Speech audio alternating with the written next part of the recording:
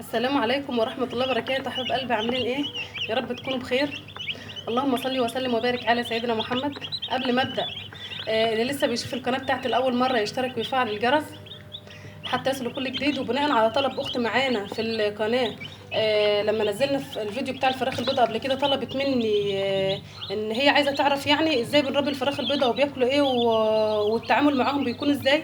الفراخ ديت انا لسه جايباها النهارده، اللي هي الكتاكيت ديت، واكلهم بيكون اللي هو العلف البادي ده. ده اسمه علف بادي، ده اكلهم على طول يعني. خلاص، كده خلصنا من العلف والميه بتاعتهم. طب اول يوم الميه، انا اول يوم اول ميه هيشربوها وهتنزل معدتهم مش ساده، بحط عليها محلول جفاف اللي هو ده. المحلول دوت الكيس بجنيه تقريبا من الصيدليه. هو عندي، ده كان عندي من فتره يعني، من اول الدوره اللي فاتت يعني. فدلوقتي الكيس بجنيه، هتجيبي كيس المحلول تحطيه على نص السقايه اللي هي دي، اللي هي اللتر. آه، ده اول يوم هيشربوا ميه بالمحلول، اول يوم بس. بعد كده بقى ميه عاديه.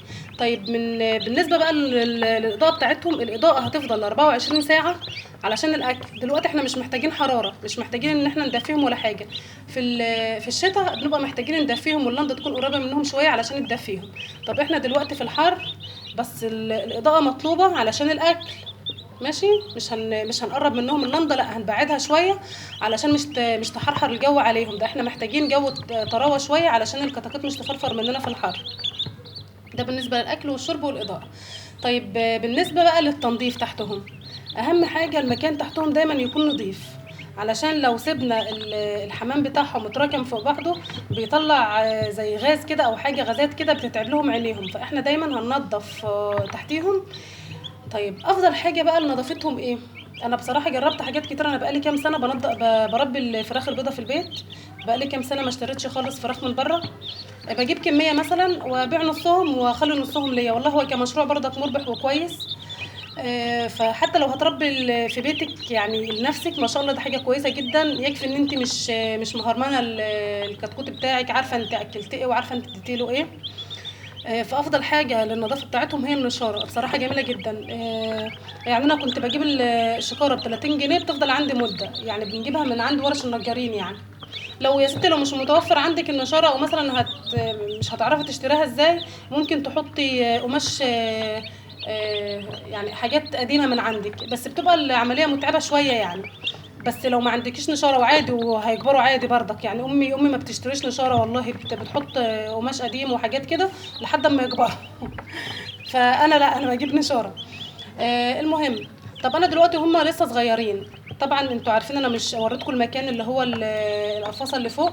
انا مش بحطهم في القفاصه على طول، بسيبهم كام يوم عندي، اول مثلا 5 ايام او اسبوع عندي في الشقه لحد ما يجمدوا شويه وبعدين بطلعهم. طيب، كده عرفنا الاضاءه وعرفنا الاكل والشرب. طب بقى من عمر 12 يوم، من عمر 12 يوم لعمر 29 يوم، انا ببدا اعمل لهم مضاد حيوي في البيت. مش بشتري مضاد حيوي من بره. بعمل ايه؟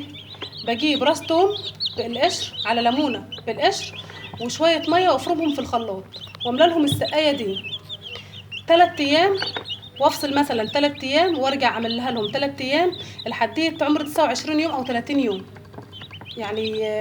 بيفضلوا في الفتره ديت المناعه بتاعتهم بتكون قله، فلازم مضاد حيوي ليهم يعني. لو مش عايزه تعملي كده ممكن تجيبي مضاد حيوي من عند الصيدليه البيطريه. طيب، لا قدر الله لو الكتكوت كمش او لاحظتي فيه كمشان، تعملي ايه؟ طبعا هتاخدي الكتكوت معاكي وتروحي عند الصيدليه البيطريه، هو الدكتور بيديكي لهم فيتامينات بقى ويديكي لهم علاج. انا الحمد لله الحمد لله بفضل الله يعني. قليل جدا لما بتحصل معايا والكتاكيت بتكمش او كده. فيعني انا خطوات متبعاها والله بقالي سنين يعني. زي ما اول مره جبت انا كتاكيت سالت التاجر اللي انا بجيبهم اعمل ايه ليهم واربيهم ازاي. قال لي فعلا هو قال لي على محلول الجفاف دوت. قال لي جيبيه وحطيه اول يوم وانسي الكتاكيت بتاعتك.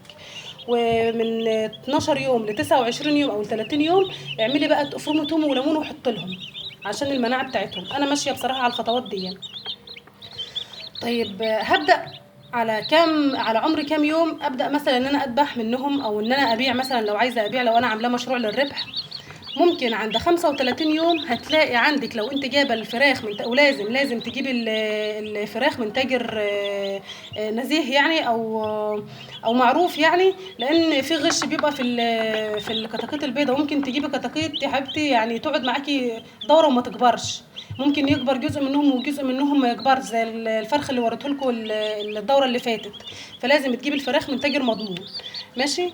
زي ما قلت لك هنبدا عند عمر 35، هتلاقي عندك 35 يوم هتلاقي عندك فراخ عملت 2 كيلو، وممكن زياده عن 2 كيلو. تقدري بقى تتبيعي او تقدري انت تذبحي. طب انت عايزه الفراخ اوزان كبيره، هتسيبيها بقى ممكن 40 يوم او تحصل كمان 45 يوم. ما شاء الله ما شاء الله يعني بترمي وزن جامد، يعني ممكن 3 ونص، ممكن 4 الا. بس بصراحه هي ما حصلتليش يعني زياده عن 3 ونص، يعني انا بسيبها 45 يوم، يعني ما شاء الله 3 ونص بالظبط، ما عدتش معايا بصراحه اكتر من كده.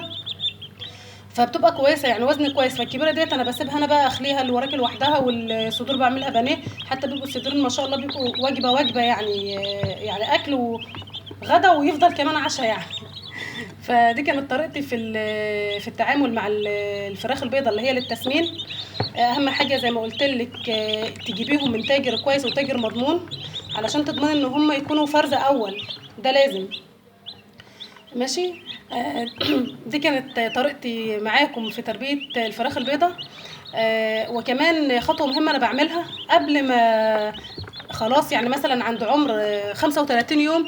في ناس بتعمل كده وفي ناس مش بتعمل، بس انا بعمل كده يعني، خاصه بحب انا اضيع زفره العلف شويه.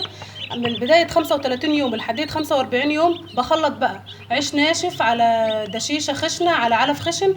بعمل الخلطه دي واكل فيها الفراخ قبل ما اذبحها، علشان حتى يعني لحمتها ما شاء الله بتلاحظي فرق. يعني انا اول مره ما كنتش بعمل كده، فام الله اللي يخليها لي يا رب ويحفظها قالت لي لا، قبل ما تذبحي الفراخ لازم ضيعي زفره العلف منهم، اكليهم عيش ناشف على بقيت ادقه وانعمه كده زي الدشه الخشنه او العلف الخشن، واعمل لهم خلطه دشيشه على عيش على على علف، ويفضلوا ياكلوا فيها لحد مثلا قرب ما اذبحهم. بيبقوا جميله، بيبقوا جمال يعني. فدي كانت طريقتي حبيبتي في تربيه الكتاكيت البيضاء للتسمين. اتمنى يا رب ان انا اكون فدتك، اتمنى ان انتوا تكونوا استفدتوا حاجه مني، ويا رب اكون ضيف خفيف على قلوبكم. مع لقاء تاني في فيديو تاني. كانت معاكم ام شهد، ما تنسونيش بخلص الدعاء، والسلام عليكم ورحمه الله وبركاته.